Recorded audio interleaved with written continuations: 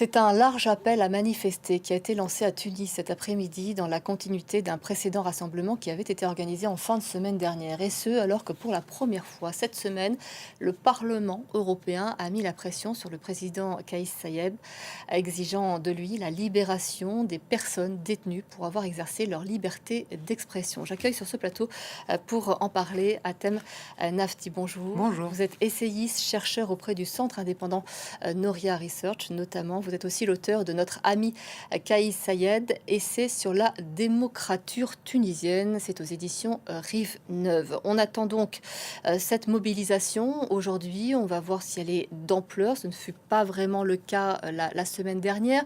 Est-ce que vous pouvez d'abord nous expliquer ce qui s'exprime dans ces appels à manifester?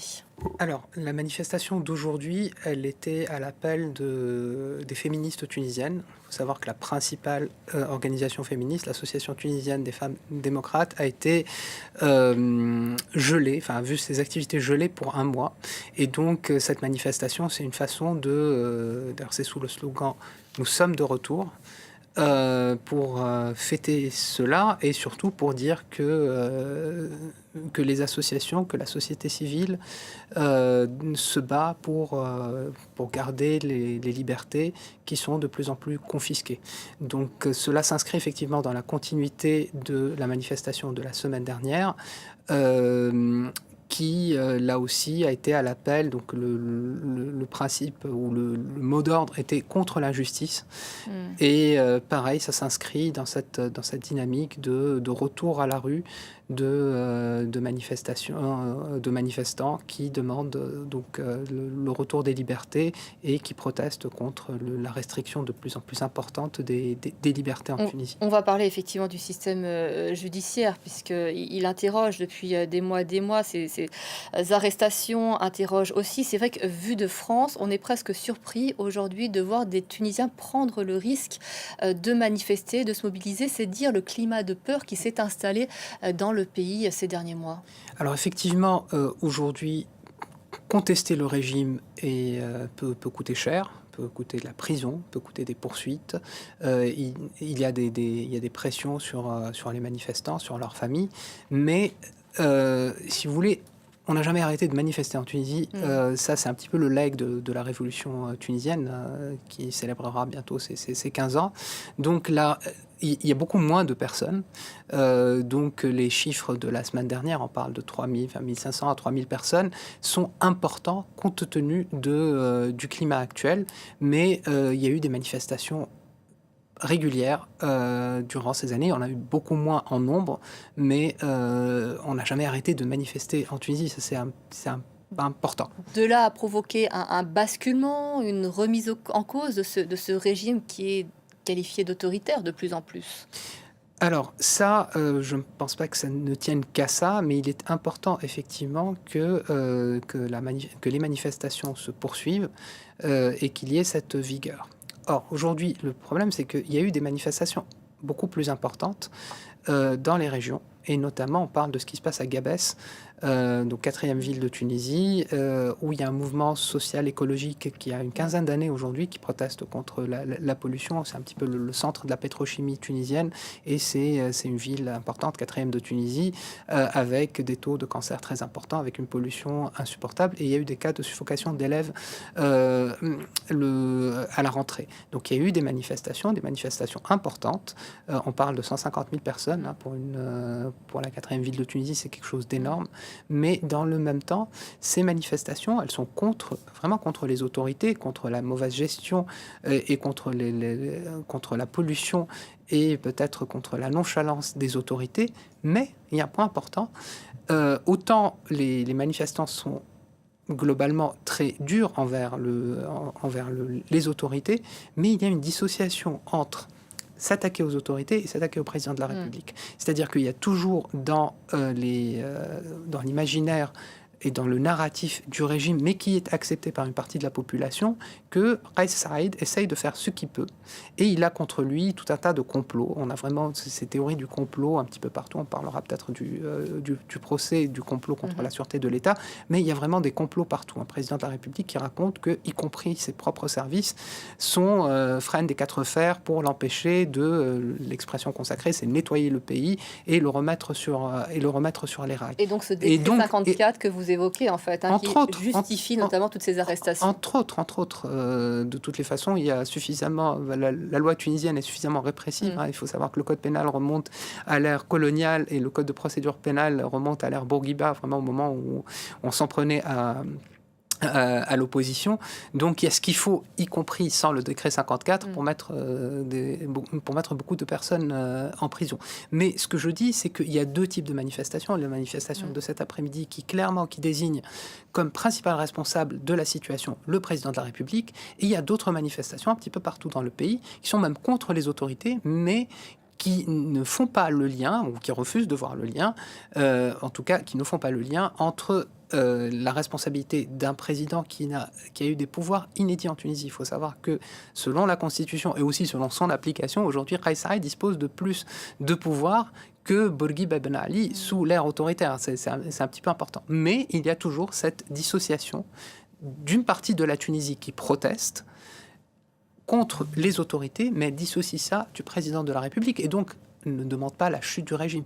Les personnes qui vont manifester aujourd'hui demandent peu ou prou, enfin les demandes peuvent être importantes, mais demandent en tout cas de revoir de fond en comble le régime actuel. Il y a d'autres manifestations plus massives, je parle notamment de celle de Gabès, qui dure depuis la rentrée, mais qui demandent autre chose, ou en tout cas la demande majoritaire ne touche pas le président de la République, elle touche les autorités, elle touche même le gouvernement, il n'y a pas de problème. Mais c'est protéger nos enfants.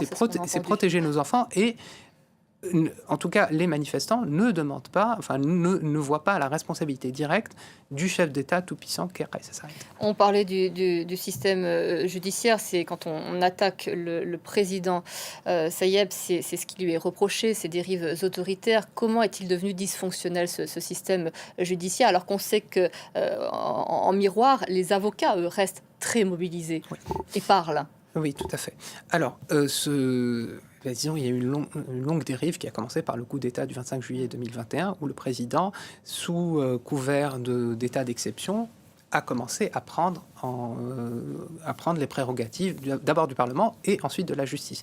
Donc il faut savoir qu'aujourd'hui, il y a un Conseil supérieur de la magistrature nommé par Kais Saïed, et même ce Conseil supérieur de la magistrature a été rendu inopérant. Donc ce qui se passe aujourd'hui, c'est que les juges sont directement nommés, révoqués et mutés par l'exécutif. Donc à partir de là, on a des juges qui sont aux ordres. Il y a eu des juges qui ont été limogés par Kais Saïed, par décision directe de Kais Saïed. C'est la plupart, il y en a eu 57, il y en a 50 qui ont obtenu leur réintégration et le ministère de la Justice a refusé d'obtempérer.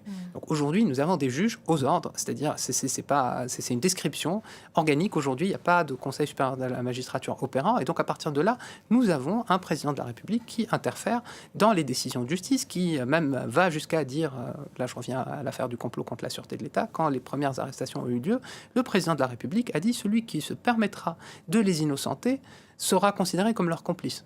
Devant les caméras, c'était pas caché, devant les caméras. Donc il y a une défiance et une mise au pas de la justice. Il y a quelques juges aujourd'hui qui continuent à protester et à refuser, mais il y a une chape de plomb qui s'est abattue sur la justice et on a un président qui interfère vraiment dans la justice. Presque été très agréablement et très heureusement, on était ravis de voir la libération de Sonia Dahmani cette semaine. On a été vraiment, heureusement surpris par cette libération. Dans le contexte, on s'y attendait plus. Alors, dans le contexte, effectivement, on ne peut qu'être ravi de la libération d'une femme qui a passé 1 an et demi en prison pour délit d'opinion, il n'y a pas d'autre terme. Et même en appliquant, terribles d'insalubrité. En plus, que vivent tous les prisonniers. Si vous voulez, même le décret 54, le décret liberticide, soi-disant contre le fake news, même son application est sujette à caution. C'est-à-dire, ce qu'elle a dit, c'était pas une fake news, c'était une appréciation. Donc, même dans l'application, si vous voulez garder le décret 54 et l'appliquer avec rigueur, Sonia Dahmani, il n'aurait pas fait 1 jour de prison. C'est très important. Donc, mais cela dit, il il y a eu des libérations. C'est vrai que maintenant, on est un petit peu le nez dans le guidon et on ne se souvient pas, mais le régime, tous les ans, quasiment 1 à 2 fois par an, il y a des libérations comme ça. L'année dernière, il y a eu Madame Siem Sedrine, celle qui présidait l'instance de justice transitionnelle, Mohamed Bouraleb, un autre journaliste qui a été embastillé pendant quasiment 1 an, et un ancien ministre, Riyad Mouakher, qui ont été libérés. Donc les gens derrière se sont dit, bon, ça va peut-être être une accalmie et on va passer à autre chose, mais malheureusement, la répression continue. Donc voilà, de temps en temps, le régime libère des personnes. Ça lui permet aussi de donner le change, de dire, vous Sans voyez... forcément les prévenir, ce qui a été son cas. Oui, tout à fait. Donc, mais je pense que la trajectoire continue, en tout cas, à être vers de la répression. Et c'est exactement ce qui s'est passé. Donc le lendemain, il y a eu ce procès de complot contre la sûreté de l'État, dans lequel la plupart des accusés ne se sont même pas exprimés face à leur juge. Et donc ont été condamnés à de lourdes peines de prison. Il y a des peines qui ont été aggravées. Donc on parle de 20 ans et voire jusqu'à, je crois, 48 ans. Donc des peines très très importantes sur un complot. Honnêtement, j'ai beaucoup travaillé sur le dossier qui ne repose sur rien, sur des on-dit, sur des accusations anonymes. Mais pour autant, voilà, il y a eu le verdict hier. On s'attend à des arrestations. Je pense par exemple à Najib Chebi, qui est un opposant historique de Bourguiba, qui a fait de la prison la dernière fois dans les années 70 pour avoir contesté le gouvernement. C'est un homme octogénaire qui va malheureusement probablement se faire arrêter sous peu. Et donc malheureusement, je ne crois pas que nous allions vers on va dire un apaisement. Le chemin est encore. Alors, malgré tout, ce sera ma dernière question à Thème Nafti. Il y a donc cette résolution du Parlement européen qui a été adoptée cette semaine. Il a appelé à la libération des personnes détenues pour avoir exercé leur liberté d'expression. Le président a immédiatement réagi. Il a qualifié cela d'ingérence flagrante. Il était temps que les chancelleries européennes se prononcent. C'est vrai qu'on a l'impression qu'elles sont assez silencieuses quand on voit les développements en Tunisie. Alors, il y a 2 choses. La première chose, c'est qu'il y a déjà eu un vote en 2023. Alors, ça ne concernait pas spécifiquement Madame Dahmeni, qui n'était pas en prison en 2023, mais le Parlement européen a déjà voté à une large majorité. C'était après les premières arrestations dans l'affaire du complot et avec les dérives, l'affaire du grand remplacement, les dérives racistes qu'il y a eu. Donc, il y a déjà eu un vote, mais c'est vrai que, bon, déjà, le Parlement européen ne pèse pas grand-chose. Hein. Il faut le dire, c'est pas une résolution contraignante, même pas pour, Elle est symbolique. pour la diplomatie européenne, mais il faut dire que non, Kais Saied est très soutenu par la diplomatie européenne pour une raison simple, c'est qu'il garde très très bien les frontières, que le taux d'arrivée, notamment en Italie, a été réduit entre 2023 et 2024 de pratiquement 70%, que Giorgia Meloni est très amie avec Kais Saied, et qu'il y a un intérêt bien compris des chancelleries occidentales qui, aujourd'hui, pour qui la question migratoire est primordiale. C'est le cas ici en France, mais un petit peu partout en Europe. Et donc, on revient à un schéma classique. Les Européens parlent de relations pragmatiques avec la Tunisie, avec tout ce que cela veut dire. C'est-à-dire que non, Kais Saied est un très bon garde-frontière pour justement pour les côtes européennes.